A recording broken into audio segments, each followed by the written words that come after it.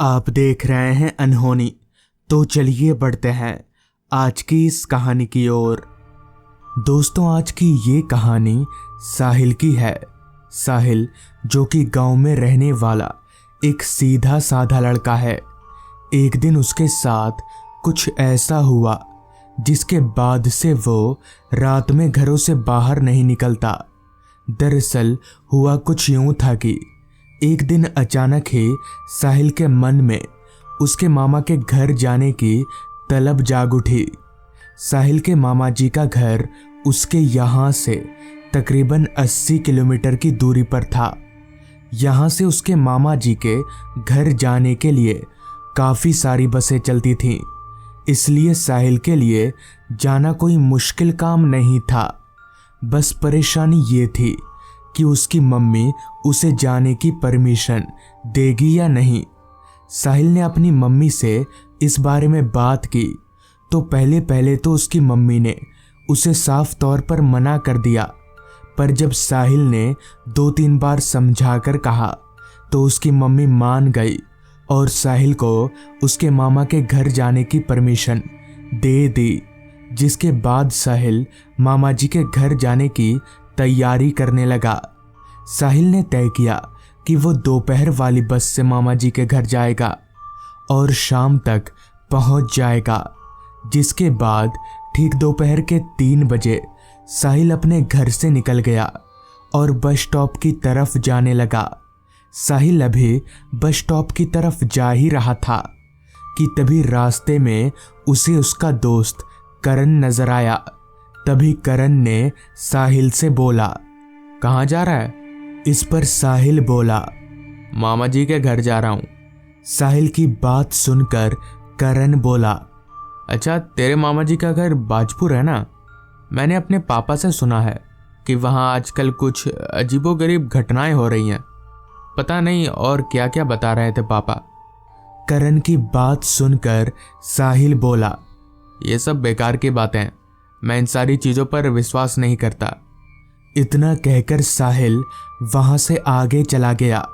वो सीधे bus stop पहुंचा और वहां से बाजपुर जाने वाली बस में सवार हो गया। और साहिल की किस्मत इसी के साथ ही खराब होनी चालू हो गई, क्योंकि साहिल जिस बस में सवार हुआ था उस खटारा की हालत देखकर ऐसा लग नहीं रहा था कि वो अनुमानित वक्त पर साहिल को बाजपुर उतार भी पाएगी। पर साहिल अब कुछ कर भी नहीं सकता था।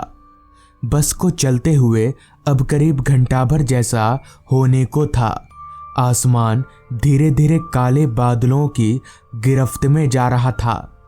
चूंकि मौसम बरसात का था तो ऐसे मौसम का रंग बदलना भी लाजमी ही था। कुछ ही देर में अंधेरा हो गया। अब अंधेरा सच में हो गया था या काले बादलों की वजह से लग रहा था, ये नहीं पता। पर फिजा में रोशनी का अब एक कतरा भी नहीं था। यूं ही कुछ देर तक चलते रहने के बाद बस बाजपुर गांव पहुंची। बस के रुकते ही साहिल बस से नीचे उतरा। उसके अलावा बस से वहां और कोई भी नहीं उतरा था। साहिल को उतारकर बस वहां से चली गई। साहिल ने एक नज़र अपने चारों तरफ देखा तो आसपास का माहौल देखकर वो दंग रह गया, क्योंकि वहां उसके अलावा ना तो कोई आदमी नजर आ रहा था और ना ही कोई सवारी जिसकी मदद से वो अपने मामा जी के घर तक पहुंच सके। साहिल को समझ नहीं आ रहा था कि आखिर गांव का ये हाल क्यों है। पहले तो यहाँ रात भर गाड़ियां आती जाती रहती थीं और लोगों की चहलकदमी भी होती थी। साहिल अभी ये सब सोचते हुए इधर उधर देख ही रहा था कि तभी उसे कुछ ही दूरी पर एक चाय की टपरी नजर आई। साहिल ने सोचा शायद उस टपरी वाले को पता होगा, लिहाजा वो उस टपरी के नज़दीक गया तो उसने पाया कि वो टपरी वाला भी अपनी दुकान बंद करने की ही तैयारी कर रहा है और वो बहुत जल्दी में नजर आ रहा था। तभी साहिल ने अपने काम में व्यस्त उस टपरी वाले से कहा, चाचा, इतनी जल्दी दुकान क्यों बंद कर रहे हो? साहिल की आवाज सुनकर वो टपरी वाला एकदम से चौंक गया और बोला, वो क्या है कि मौसम सही नहीं लग रहा है, ऊपर से उनका भी डर है ना। इस पर साहिल बोला, उनका किनका डर? साहिल की बात पर टपरी वाला बोला, आप नहीं जानते उनको? लगता है आप पहली बार आ रहे हैं यहाँ। इस पर साहिल बोला, नहीं, ये मेरे मामा जी का घर है, पहले भी बहुत बार आ चुका हूं मैं। साहिल की बात पर टपरी वाला बोला, साहब मेरे पास आपसे बहस करने का वक्त नहीं है, बारिश आए इससे पहले आप निकल लो, वरना बुरा फंसोगे। साहिल समझ गया कि जरूर ये आदमी दिमाग से हल्का है, वरना ये बेतुकी बातें नहीं करता। इसलिए साहिल ने और कुछ भी बोलना ठीक नहीं समझा। साहिल वहां खड़े खड़े घर पहुंचने का कोई उपाय ढूंढ ही रहा था कि तभी उस टपरी वाले ने बोला, कहो तो मैं तुम्हें अपने घर ले जा सकता हूं, चलोगे? तो इस पर साहिल ने उस टपरी वाले को साफ तौर पर मना कर दिया, जिसके बाद वो टपरी वाला अपनी दुकान बंद करके वहां से चला गया। साहिल अब उस पूरे इलाके में अकेला इंसान बचा था। दूर दूर तक उसे उसके अलावा कोई नजर नहीं आ रहा था, जो कि साहिल को भी कहीं ना कहीं थोड़ा अजीब तो लग रहा था। खैर, उसने पैदल चलना शुरू कर दिया, क्योंकि इसके अलावा उसके पास और कोई चारा भी नहीं था। रास्ता पूरी तरह से सुनसान और अंधेरे में डूबा हुआ था। ऊपर से आजू बाजू जंगल होने के कारण माहौल और भी ज्यादा डरावना लग रहा था। झिंगुरों की आवाजें साहिल के कान में लगातार गूंजे जा रही थी। साहिल अभी आगे बढ़ ही रहा था कि तभी एक काली सी बिल्ली ने उसका रास्ता काट दिया। साहिल अपनी जगह पर रुक गया।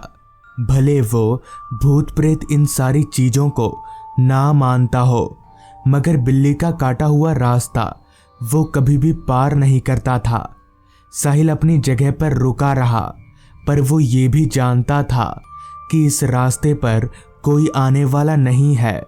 अगर वो मान्यता मानने गया तो उसे सुबह तक वहीं रुकना पड़ जाएगा। अभी साहिल ये सब सोच ही रहा था कि तभी अचानक ही बहुत तेज बारिश आ गई। ना चाहते हुए भी साहिल को वहां से आगे बढ़ना ही पड़ा। क्योंकि उस रास्ते पर कोई दुकान वगैरह नहीं था, तो साहिल पास ही में एक घने बरगद के पेड़ के नीचे जाकर खड़ा हो गया। वो बरगद का पेड़ बहुत घना था, जिस वजह से साहिल बड़े आराम से वहां खुद को बारिश से बचा पा रहा था। अभी वो पेड़ के नीचे खड़ा ही था कि तभी सामने से उसे कोई आदमी छाता लेकर आता हुआ दिखा। वो आदमी साहिल के पास आकर खड़ा हो गया। क्योंकि उस आदमी ने अपने पूरे चेहरे को छाते की मदद से ढका हुआ था, इसलिए साहिल उसका चेहरा नहीं देख पा रहा था। पर साहिल एक बात सोचकर काफी हैरान हो रहा था कि जब इस आदमी के पास छाता है तो फिर ये यहाँ क्यों आया है? ये तो आराम से जा सकता था। खैर, साहिल ने उस आदमी को कुछ नहीं कहा। वो चुपचाप अपनी जगह पर बस खड़ा रहा। बारिश बहुत ही तेजी से बरसे जा रही थी। अभी साहिल वहां खड़े खड़े बारिश के रुकने का इंतजार कर ही रहा था कि तभी वहीं उसके पास में खड़े छाता लिए उस आदमी ने कहा, कहाँ जाना है तुमको? साहिल उस आदमी की ओर पलटा, मगर उसका चेहरा अभी भी नहीं दिख रहा था।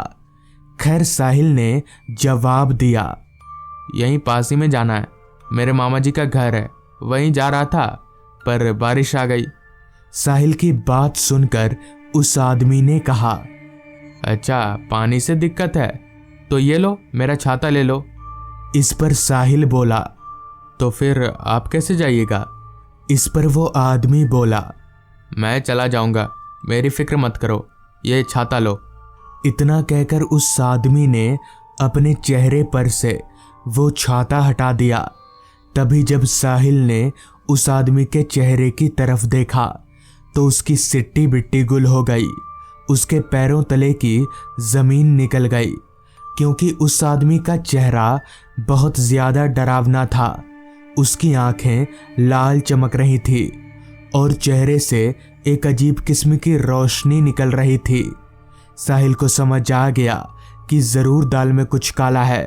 अभी वो वहां से भागने ही वाला था कि तभी उसके सामने दो और लोग खड़े हो गए। उनका भी चेहरा बहुत ही खौफनाक था। साहिल के हाथ पैर जोर जोर से कांप रहे थे। उसे समझ नहीं आ रहा था कि अब वो क्या करे, पर वो इतना जरूर जानता था कि अगर वो यहाँ रुका तो मारा जाएगा, जिस वजह से उसने वहां से दौड़ लगा दी और सीधे मामा जी के घर पहुंचकर ही रुका। तब उसके मामा जी ने उसे बताया कि दरअसल वो लोग पिछले बरसात में बिजली गिरने के कारण मर गए थे। तब से उन्हीं लोगों की आत्मा वहां हर बरसात में भटकती है।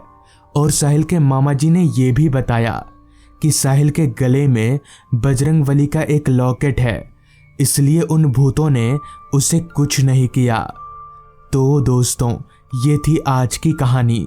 अगर आपको ये कहानी पसंद आई हो तो चैनल को ज़रूर सब्सक्राइब कर लें। तो मैं आपका दोस्त आर्यन जल्द ही मिलूँगा आपसे ऐसी ही एक कहानी के साथ।